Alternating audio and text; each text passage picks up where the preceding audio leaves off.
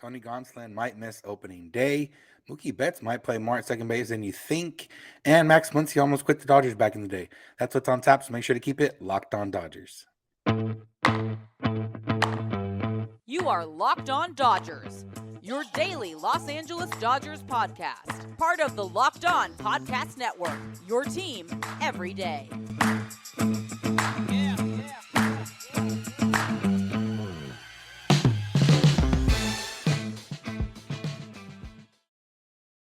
Yo, Dodger fans. Welcome to Locked On Dodgers. We are part of the Locked On Podcast Network, the number one local sports daily podcast network. Locked On, your team every day. Today's episode is brought to you by FanDuel, official sportsbook of Locked On. Make every moment more. Visit FanDuel.com/Locked On to get started. This is a daily podcast covering the Los Angeles Dodgers, bringing you the smart fans' perspective on our boys in blue.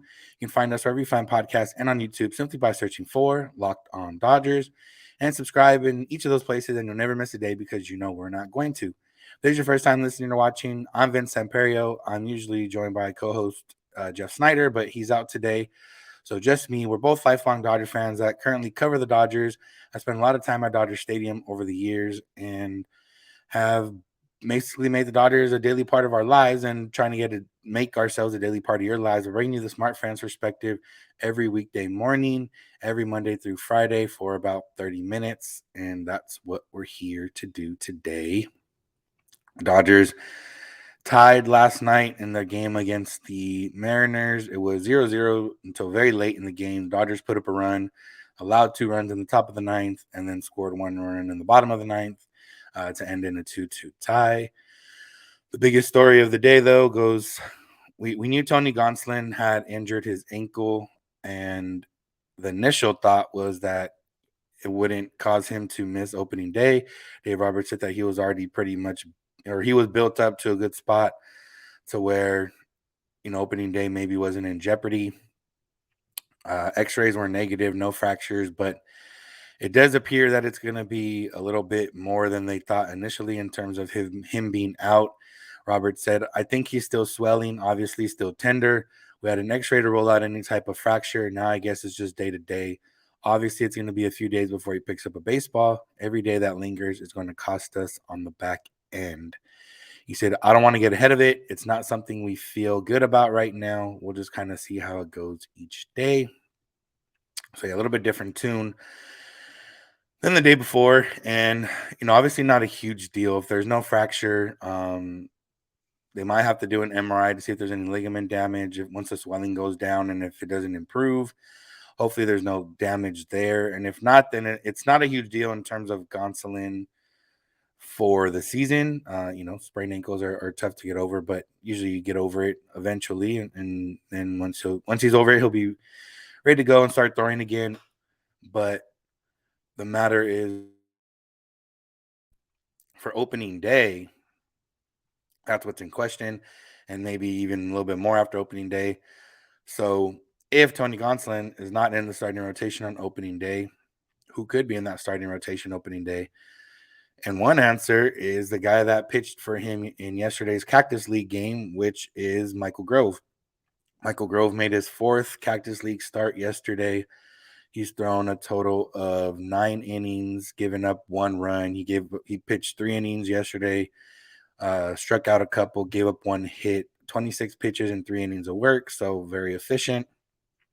And now, like I mentioned, a guy that's up to 4 starts, 9 innings, 1 run allowed, 7 strikeouts in those 9 innings.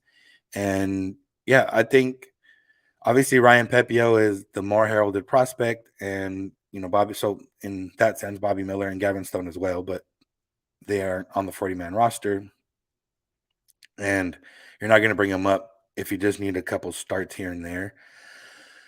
So it really comes down to Michael Grove and Ryan Pepiot for replacing Tony Gonsolin on the opening day roster if it comes to that. And honestly, I think if you kind of have to monitor it, but if it's only going to be like 2 to 3 starts, I might go with Michael Grove just for the simple fact of he's not as heralded a prospect as Pepiot. He's not, you're not taking care of him as much. You're not looking out for him as much. Yeah, you're still looking out for him, but as we saw last year, I mean, when he made his debut, it kind of came out of nowhere because he was one of the only arms that was available that had the right amount of days rest at the time. And if you're gonna come up and make starts no matter what, then it's not the same as coming up and you don't know what you're gonna be doing, or as like for a position player, if let's just say someone got hurt and you need a position player for 2 weeks to start the season, and if you're gonna play every day, then yeah, it's a different story. But if it's more of like a bench role and somebody gets hurt in the bench role, then you're probably gonna bring up a guy that either a veteran or not as heralded a prospect, because you want your prospect playing every day if that's the case. And that's kind of what it is here. But I think regardless, if you're gonna need 2 to 3 starts, it doesn't really matter if it's at AAA or AA. So that's what brings Pepio back into the mix. But I think Grove has looked really good this spring. I think, and so has Pepio, to be fair. But I think with Pepio, the plan for him eventually is to be in the starting rotation and for the Dodgers on a pretty consistent basis, if not every day, or not the actual rotation. Michael Grove, I don't know what the Dodgers have plans for him. And if realistically, if all the arms progress the way they do, and the arms that they already have, and Clayton Kershaw comes back every year until he doesn't, then Michael Grove, there's not a foreseeable chance of him being in the rotation, and let's just say, even if the Dodgers don't resign or not Rodriguez, Julio Urias, next year they'll still have Buehler, they'll still have May, they'll still have Kershaw, and then they'll have Pepio, and then another year under their belt for Miller and Stone. And realistically, Michael Grove probably doesn't crack that. But if you want to see what he got and see if what he's been doing during the spring is actually relevant, then yeah, I think Michael Grove should be that guy, getting the 2 or 3 starts and get him going. But like I said, if he's going to make 2 or 3 starts regardless, Ryan Pepio being that guy, not a big deal. The other part of it is that with the option limit, the amount of times you can get optioned up and down, that might also be a part of it. And, with Pepio, you don't want to waste one of those chances on some spot starts. Now, if it's going to be 3 or more starts, then I wouldn't call it a waste. But if it's going to be 2 starts or less, I don't know if you want to, use that option right away for a guy like Pepio, or with a guy like Grove. Eventually down the line, let's just say Grove is close to being out of options. You can keep him on the roster because he can work out of the bullpen, or he can be your swing man, or he can make spot starts, or whatever the case is. Pepio, for his development, they want him to throw pretty much as many innings as he can this year. And if at some point, you bring him up early and then toward the end of the year, he's out of options and now you have to use him in a bullpen role that you weren't necessarily trying to use him as, it's not going to make sense. So I think for me, it's Michael Grove. If it's maybe 3 starts or less, 2 starts or less, if it's going to be a little bit more, more extended than that, then I would, imagine Pepio gets the call for opening day. But we're still a couple weeks out from that, from seeing where that is. But that's just the thoughts I have on it. I think Michael Grove's made a pretty strong impression so far this spring, and he'll probably get at least 2 more starts this spring if things keep going well. And Pepio getting a start tonight, so we'll see today, so we'll see how that goes.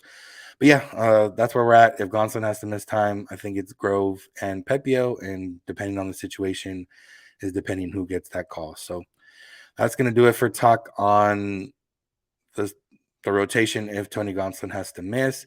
Next, we're going to talk about Mookie Betts and Dave Roberts. An interesting comment Dave Roberts made about how much we're going to see Mookie Betts at second base this year. Before we get into that, let's talk about FanDuel Sportsbook, because today's episode is brought to you by FanDuel Sportsbook, America's #1 sportsbook. And right now, new customers can get a no-sweat first bet for up to $1,000. That's bonus bets back if your first bet doesn't win. Just download the FanDuel Sportsbook app. It's safe, secure, and super easy to use.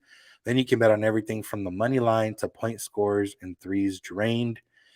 You can bet on player points, player assists, player rebounds, etc. And they even have some exclusive bets like the 2x3, which is 2 3-pointers in the first 3 minutes. Plus, FanDuel even lets you combine your bets for a chance at a bigger payout with a same-game parlay. The Lakers don't play till Friday, but if you're looking to put some money on Anthony Davis to hit some overs. He's been on fire the last week or 2 weeks since LeBron's been out, putting up more than 30 points, more than 10 rebounds pretty much every game. Check out what his numbers are and maybe put some numbers on the over there. So go check that out. And don't miss the chance to get your no sweat first bet up to $1,000 in bonus bets when you go to fanduel.com/lockedon. That's fanduel.com/lockedon to learn more. Make every moment more with FanDuel, an official sports betting partner of the NBA. All right, so Mookie Betts and second base has been a topic of conversation so far this spring, and it's coming up again in an interview that Dave Roberts did with Tom Verducci. He kind of mentioned what he believes the plan is for Mookie Betts this year, and honestly, I was a little bit surprised just the way he broke it down. He said on Betts playing second base this year, he said, quote, "It's real. The way I envision it, Mookie starts about 40 games at second base and 110 in the outfield." And then they followed up with, and 10 as DH. And he said, no, he doesn't like DH, 10 days off. Now, if you would have told me that Mookie Betts was going to play 40 games at second base, I would have believed you, but I would have been surprised. And that's exactly what I am here. And my only question with this is, I don't mind it. We've seen Mookie play second base. Obviously, he's been very vocal about second base so far. Even just this spring, he's been pretty vocal about second base. He says, people really miss the point, which is like, that's my whole life. I did not play the outfield. I played 2 weeks before I did in my MLB debut. That's the only time I played there. So I think it just kind of gets missed. I still don't see myself as an outfielder. I see myself as an individual still. I mean, I'm just good. Obviously, I work hard. If I'm going to play outfield, I'm going to do it to the best of my ability. I've been out there for 9 years now, so it's kind of easy to miss. But yeah, all through my life, that's where I played infield. The only time I'm going to go to the outfield is when the game starts, but I take ground balls at short every day. And like I said, I don't have any issue with Mookie Betts playing second base that often. But my only question or my only thought is, or my main thought is, what if Miguel Vargas is legit and can hit very well? And what if the outfielders don't hit very well? And I think that's an easy question. I think if that's the case, they're going to say, you know what, sorry, Mookie, we need you in the outfield. Mickey's really hitting down here. And, we don't really have guys to bring a good bat in the outfield. But if, so I'm kind of torn. Do I want to see Mookie Betts play second base? Yeah, sure. I don't, but does that mean Miguel Vargas is struggling a little bit? Or does that, I guess it could go the other way. It could be the fact that the outfield is, good. David Peralta's hitting, Jason Hayward's hitting, and, James Outman's hitting, and Chris Taylor's hitting.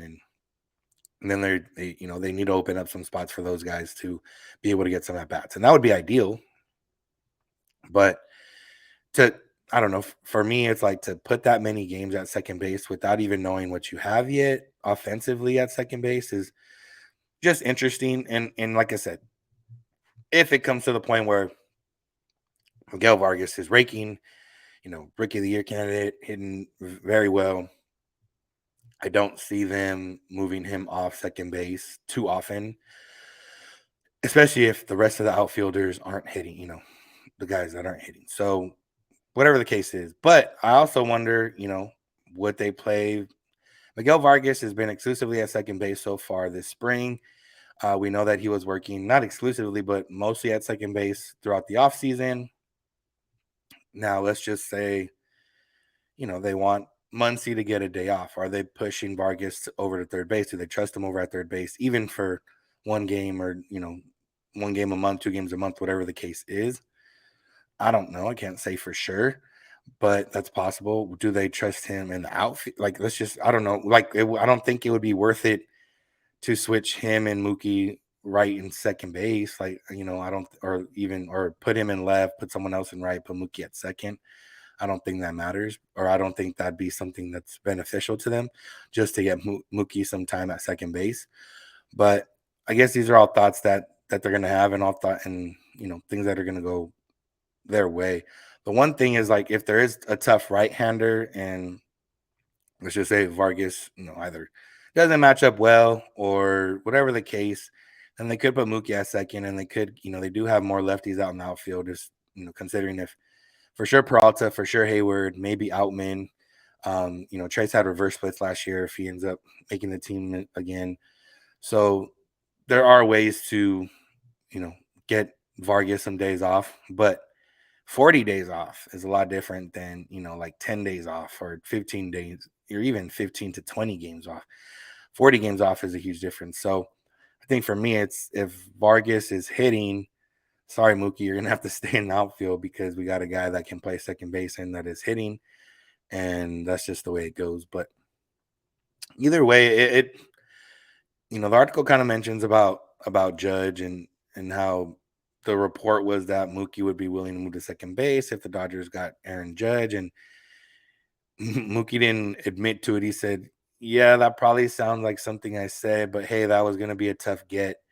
Um, Another note, Mookie said he didn't make a recruiting pitch to Judge, but Betts said, "No, I don't do that. I want guys to do whatever's best for them and their families."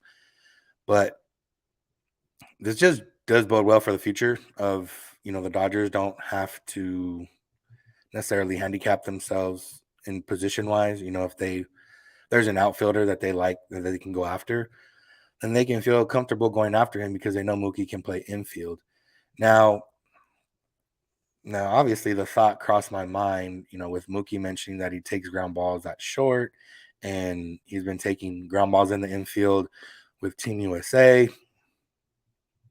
Is there a possibility Mookie Betts can play shortstop? I'm gonna guess no, just for the simple fact of it's one of those where he has the arm strength, but most of the time when we see that arm strength shown off in the outfield, it's with momentum behind him, or getting his whole body behind him, where he doesn't necessarily have that luxury every time he plays infield. Like you don't always have time to get all your weight behind you, or you know even distribute your weight properly. So I don't know. Does he have the arm for short? I don't know. Obviously, he's taking ground balls there, so he can at the very least make the routine play. It just gets the wheels in your mind turning. Like, can Mookie play shortstop? Can the Dodgers get away with this? But it's not gonna happen now. It's not gonna happen in season. And then they're expecting to get Lux back next year, and I wouldn't imagine in theory him gonna be the shortstop. So it wouldn't matter. But let's just say like Lux had hurt himself in November, December, and like some freak accident with the Dodgers have said, okay, we're going to get best player available, whether it's shortstop, whether it's outfield. And if it's an outfielder, we're going to ask Mookie Betts, hey, do you think you could play or shortstop? I don't know. But like I said, it's just a fun thought to think about. And, I'm sure in a pinch, like let's just say there's a game this year where late in the game, I don't want to put injuries, but if something happens late in the game where they either run out of position players or somebody has to come out or whatever the case is, and they need a shortstop in a pinch, I would imagine he can play there. And now I'm not rooting for that because that kind of means there's an injury. There's not really too many times where Dave Roberts going to play himself out of healthy position players or out of position players in general, especially with the DH. But if it happened, wouldn't mind seeing what Mookie can do at shortstop. Just for the simple fact of it, like I said, it got my mind running. So, all right, that's it on Mookie talk in the infield. We're gonna finish up with Max Muncy, and he was on a podcast. He talked about we know his journey to the Dodgers, but I don't think we've heard this story about his journey even with the Dodgers and how that turned out. So that's what we're gonna finish up with. Thanks for making Locked On Dodgers your first listen of the day every day, and we'll be here talking Muncy. All right. So we know Max Muncy. For the most part, most of us know his story. He was with the A's, struggling. They let him go. The Dodgers signed him to a minor league deal, and basically he was let go from the A's. He was on his couch. The Dodgers called him up, signed a minor league deal, and then, as far as we know, once he came up with the Dodgers, he's been here ever since, and hit 35 home runs in multiple years. Has had big clutch home runs in the postseason and in the World Series and everything else. Max Muncy was on there's a new show called Foul Territory Show. I believe it's a daily show. And he was talking with former MLB catcher Eric Kratz and talking about his time with the Dodgers specifically. And He said, quote, "At the end of 2017, I was pissed I didn't get called up after having that year. But at the same time, I also understood because when you looked at that team they had in 2017, there was no spots to be filled. There was no reason to call anyone up. The only spot that needed to be filled was they needed a shortstop because Seager's arm was hurting, and that's when they called up Charlie Culberson." Now that year, Muncy, he signed in April of that year. And in AAA that year, he hit over 300, had an OPS over 900. Seemingly for him, good enough to at least warrant a consideration to be called up. But he wasn't called up. The Dodgers that year didn't necessarily really need to call up a lot of guys. They were cruising. That's the year that they won 100 plus games. They were so far up in the division that even though they lost 16 in a row in September, they still won the division very easily. And yeah, I mean, they were a stacked team. They even if Max Muncy had got called up, he wouldn't have got more than a handful of at bats. And it seemed like even then that's all he kind of wanted. But he went on. He said, "So the baseball mind in me completely understood why I didn't get called up in 17, but I was also mad about it. So I didn't really want to sign back with them coming back into 18. They were like, 'Why don't you want to sign back?' And I was like, 'Well, I didn't get a chance to even just come up in September and even just play a game here or there after the year I just had. I'm going to go somewhere I can get a chance.'" Now, like I said, I don't think we've heard this story before, but it's interesting because, it sounds here that at the very least, no matter, I don't know how strong the thought was in his mind, but he had the thought and told the Dodgers that thought of he didn't want to return because they didn't give him a chance. And it's one of those where he already mentioned that it made sense to him why he didn't get called up and why, the 17 team didn't really need a lot of September call-ups or really didn't need people to get called up. They were already pretty stacked. But, you know, imagine if he had left. Like the entire trajectory of the Dodgers kind of changes because you can't guarantee you're getting 35 home runs from a player or even two players next in 18 or 19 or whatever the case. They don't make the World Series in 18 without him. They don't win all those games so these other years without him. So it's a interesting thought. But he went on to say, "But the more reasonable mind I had kind of spoke out and said, 'You're comfortable here. You just had a great year. And there's something to be said about being with an organization that you're comfortable with. I was willing to give you a second chance, so I stuck it out.'" And as we've seen with the Dodgers, as we've heard with the Dodgers, just in general, the organization gets a lot of praise from spring training, from minor leagues, from just everything about it. They have a plan. They have even the food. They were one of the first ones to kind of have the food handles for the minor leaguers and putting these guys on not diets, but having the food ready for them. That's more than just peanut butter and jelly sandwiches. The player development obviously speaks for itself. They've had a lot of players come up through the system and do well. And these second chances or letting guys develop in the way that they need to or work on the stuff that they need to. Justin Turner, Chris Taylor, Max Muncy, all these guys that have overgone swing changes or been given second chances or even whatever however you want to say it, the Dodgers have that player development. They have that system. They have that organization where we hardly ever hear anything negative about the Dodgers in terms of organization wise or process wise or player development wise. So for Muncy, I'm glad he's a smart guy in the sense of he realized, okay, these guys gave me a second chance. I had a really good year after not having good years in the past. Maybe this is something I need to stick out.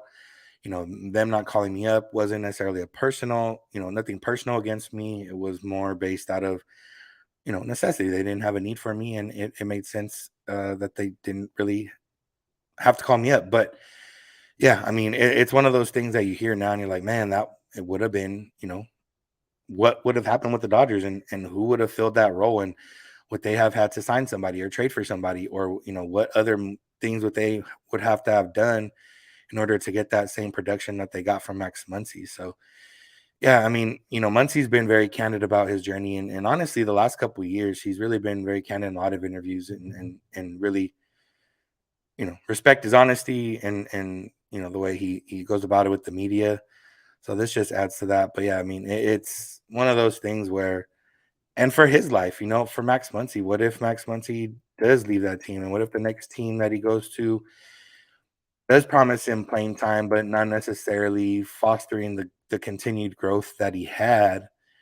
And, now he's in the majors struggling and then going to back down to the minors and struggling. And then, he's back to where he was when he came up with the A's and, wasn't very good. And boom, ever since then, he's been, you know, top 15 in MVP three out of three of those, 5 years. He's hit 30, at least 35 home runs 3 of those 5 years. He's, you know, basically he's been an all-star 2 of those 5 years. He's been an above average player for the Dodgers. AOPS plus of 127 in his time with the Dodgers, 139 home runs, 367 RBI, 91 doubles. It's an incredible story for him, and it just adds to that moment with the fact that he mentioned that it might not have happened. So interesting story from Muncy, but it did all happen. The Dodgers are happy about it. We're happy about it. Max Muncy's happy about it, and all is well. He's hitting well this spring, and hopefully can continue that into the regular season and kind of forget about the struggles he had early on last season. So that's going to do it for today's episode. Thank you all for listening. Thank you for making Locked On Dodgers your first listen of the day every day. Check out Locked On Fantasy Baseball for your next listen. Win your league by listening to Matt and Dom every day as they bring you the best fantasy draft strategies. Find Locked On Fantasy Baseball wherever you get podcasts and on YouTube. Part of the Locked On Podcast Network, your team every day. You can find us wherever you find podcasts and on YouTube simply by searching for Locked On Dodgers. You can also find us by searching for Locked On Dodgers on Twitter and Instagram. Jeff is on Twitter at Snider. I'm at Vince Samperio. The DMs are open on all those accounts if you need to get a hold of us. You can also get a hold of us via email, lockedondodgers@gmail.com, or via voicemail text at 323-863-5625. We're here every weekday morning, and we hope you'll be with us when you get in your car or if you're at home. Tell your smart device play podcast, Locked On Dodgers. And remember, you don't have to agree. You just have to listen. Have a good one.